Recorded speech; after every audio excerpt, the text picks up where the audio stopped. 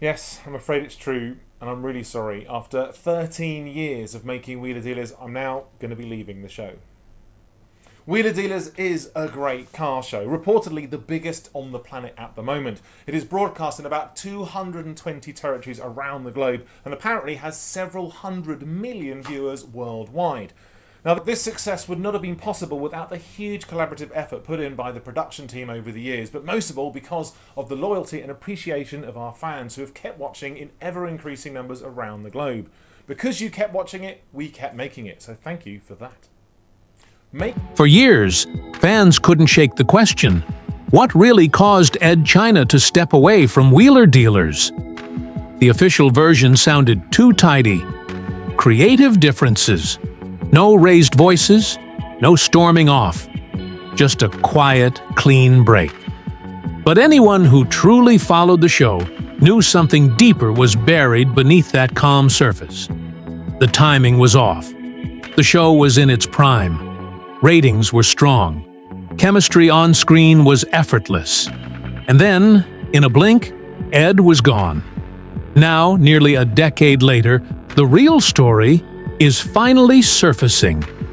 In a recent interview that slipped under the radar, Edd broke his silence, and what he revealed confirms what loyal fans feared all along.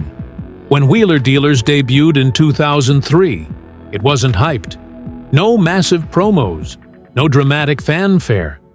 Just two guys tinkering in a dusty old garage. One scouring for used gems, the other breathing life back into machines most had given up on. Edd China, the tall, gentle mechanical genius with a calm demeanor. And Mike Brewer, the sharp-talking buyer with a glint in his eye for potential. Together, they created a rhythm that wasn't about flash. It was about trust. You could smell the oil, hear the rattle of worn parts, feel the heartbeat of cars being revived. It was quiet brilliance in a noisy world. The workshop floor creaked with age. The tools were vintage, the space small, but the vision? Limitless. Their formula was simple. Mike found the car. Edd fixed it. But the magic wasn't in the flip. It was in the fix. Edd didn't just turn a wrench. He told a story with every repair. Viewers weren't just watching. They were learning. It felt real because it was real. In those early seasons, production was bare bones. Just a few crew members, some handheld cameras, and a lot of heart.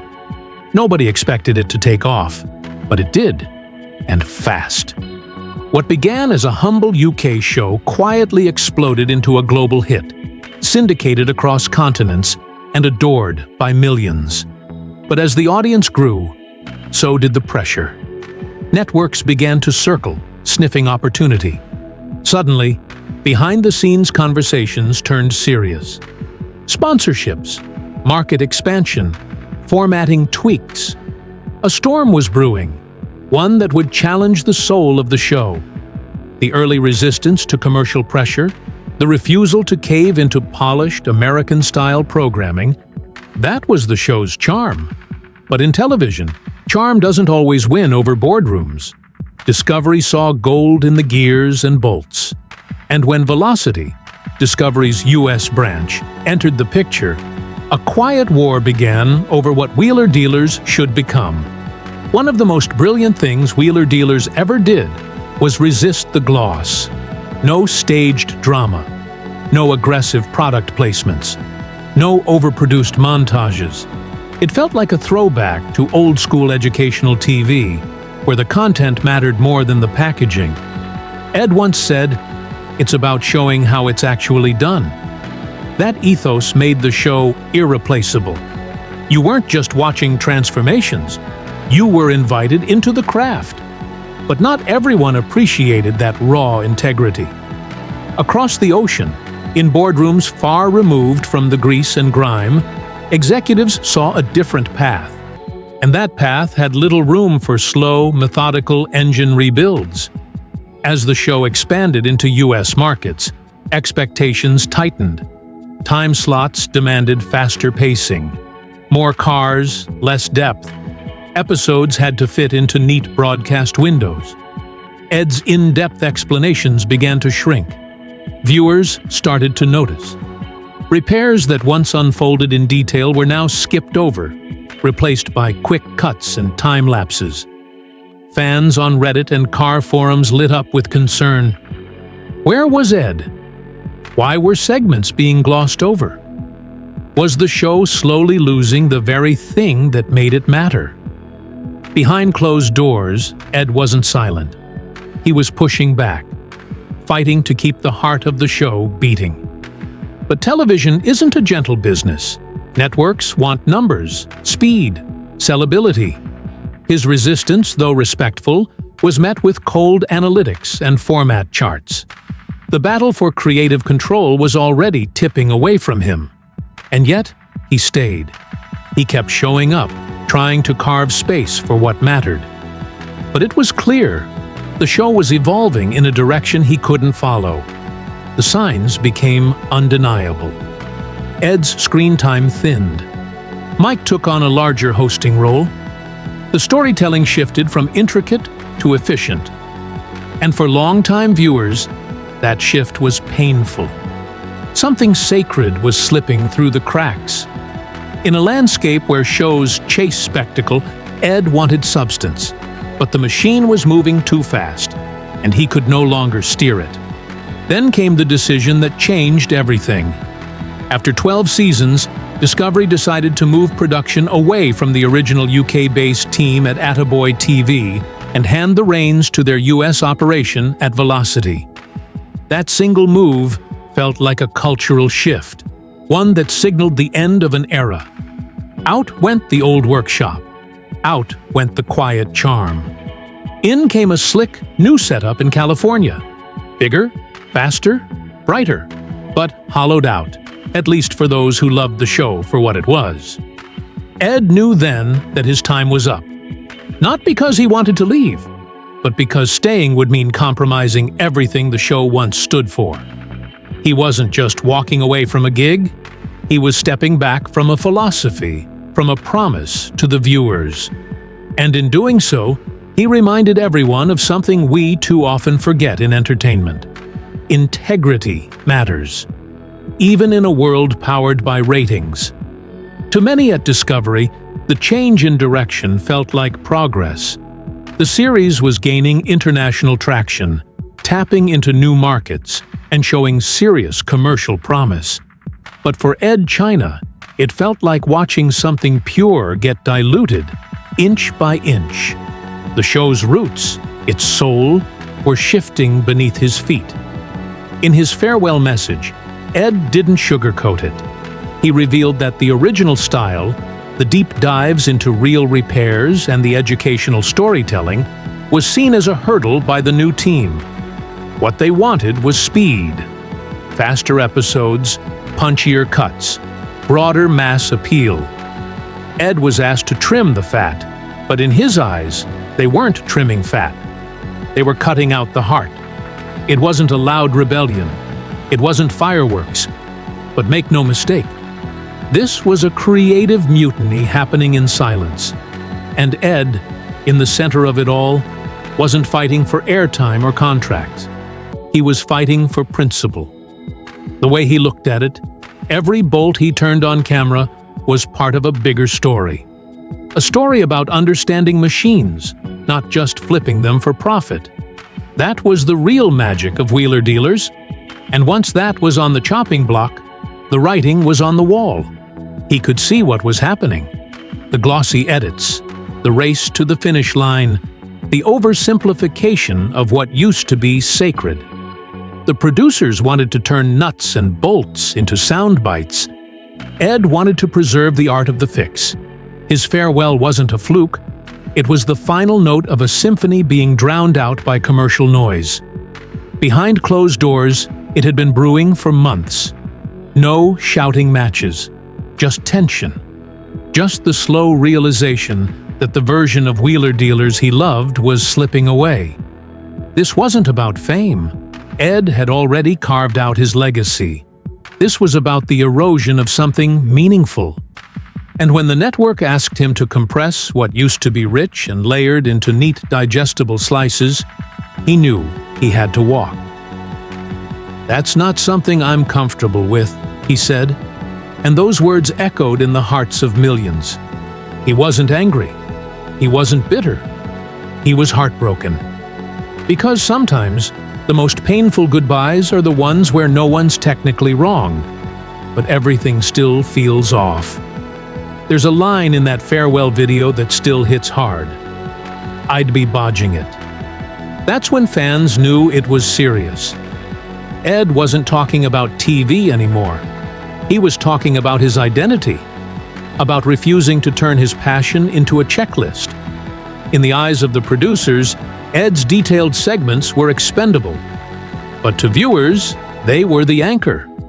They were why people tuned in, not just for the cars, but for the craftsmanship, the quiet charm, the learning. And once that disappeared, the show felt like a shadow of itself. The decision was made public on March 21st, 2017. There were no flashy graphics, no dramatic music. Just Edd in his garage, speaking plainly, wearing his usual calm expression. But behind that calmness, there was gravity. You could hear the quiet heartbreak between every word. He didn't accuse anyone. He didn't take shots. But the message was clear. He couldn't fake it. Not for money. Not for exposure. And certainly not for a format that no longer respected the process. That single video, less than 10 minutes long, cracked open a tidal wave. People didn't just watch it. They felt it. Fans poured in by the thousands. Comments lit up with grief, frustration, admiration. One viewer wrote, "It feels like my favorite teacher just quit school." And that was exactly it. Edd wasn't just a presenter, he was a mentor. When he left, it felt personal. And then came the wave of fallout. The fans needed answers. They needed a target. And the most visible one? Mike Brewer. For years, Mike had been the face of the deal side, the charming negotiator, the lively narrator. But when Edd left, suspicion circled fast. Was Mike a silent partner in the decision? Could he have spoken up? The internet turned volatile, and Mike found himself in a storm he hadn't seen coming. His social media became a lightning rod for criticism, accusations, and outright anger. He tried to calm the storm. He posted heartfelt responses. He said Edd was like a brother, that he was devastated by the departure, that the format changes were out of his hands, but the damage was already spreading. Fans were divided. Forums buzzed with theories. Was there a silent feud? Had friendship turned into fallout? The drama behind the scenes was suddenly in the spotlight, and it wasn't going away. In a gesture of grace, Edd tried to stop the spiral. He released a message urging fans not to harass Mike.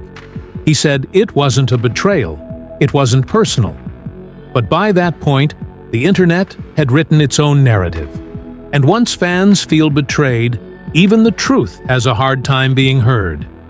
Media outlets picked it up. Headlines screamed about the drama. Reaction videos exploded. Fans dissected every second of Edd's farewell, every comment Mike made. Some stood by Mike. Others abandoned the show entirely. When Ant Anstead stepped in as Edd's replacement, it was like a new chapter no one asked for. He brought his own style, his own expertise, but the show had already lost something. That special alchemy, that quiet sincerity, that trust. And in the middle of all this noise, there was something unspoken, a kind of mourning. Not just for Edd's departure, but for the end of an era.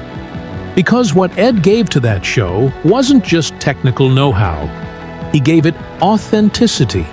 He gave it warmth. And that doesn't come around often. For a while, the dust refused to settle. Reddit threads became archives of speculation. YouTube comments turned into digital campfires where fans reminisced about the old days. One user wrote, "The show used to teach me things. Now it just moves metal." Another said, "Edd didn't just fix cars. He fixed my weekends." That's the kind of impact he had. The show carried on, but a silent line had been drawn. Some stayed, some walked away. And Edd, he didn't vanish. He stayed present in the car community, in new projects, in interviews. Always thoughtful, always grounded. The man who once rebuilt transmissions on camera had rebuilt something else, his own path. Even after the years passed, the silence between Edd China and Mike Brewer still echoed. Officially, there was no dramatic rupture, no final argument or public spat. Just a mutual understanding that they wanted different things. But for fans, something never added up. And what came next? It was nothing short of reinvention. Edd launched Workshop Diaries, a passion project free from corporate interference.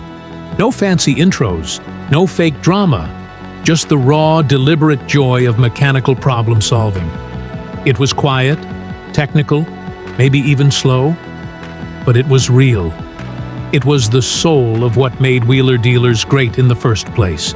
He didn't need millions of views overnight. He needed authenticity, and that's what he got. Devoted viewers followed him from television to YouTube, drawn by the same meticulous passion that had built the show they loved. Off-screen, Edd flourished. Speaking engagements, auto expos, even experiments with electric vehicle conversions, his curiosity never stopped. Where the show had chosen style over substance, Edd chose innovation grounded in values. And whether he was modifying a van to run on vegetable oil or rebuilding an old gearbox by hand, every frame of his solo work sent one clear message. This is how it should have always been. Meanwhile, Mike Brewer kept the machine running. Wheeler Dealers continued, first with Ant Anstead, then Mark Priestley. New cities, new cars, new co-hosts. And while the format evolved and the brand remained successful, one thing never changed: Edd's shadow. Every new episode brought comparisons. Every host was weighed against a legacy. Comment threads echoed with nostalgia. Remember when Edd broke down every step? I miss the old energy. It wasn't meant to undermine Mike, but it revealed something deeper. Viewers didn't just connect with the repairs. They connected with the sincerity. Mike tried to navigate it all with professionalism. He praised the new direction, defended the show's evolution, and reminded fans that time changes everything. But sometimes, under pressure, the frustration showed. And who could blame him? Steering a ship haunted by its past is no easy task. The paradox was inescapable. Edd had moved on, but emotionally, the audience never did. His departure wasn't an ending. It was a fracture that never quite healed. And yet, amid all the emotional weight, there's another side to Edd China's story.